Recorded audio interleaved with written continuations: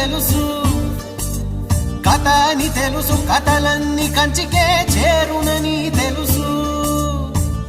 తెలుసు తెర తొలుగుతుందని, తెలుసు తెల్లారుతుందని, తెలుసు ఈ కట్టె పుట్టుకుమంటదని, తెలుసు ఈ మట్టి మట్టిలో కలిసిపోతదని. ఇన్ని తెలిసి ఇరకాటంలో పడిపోతావు ఎందుకని?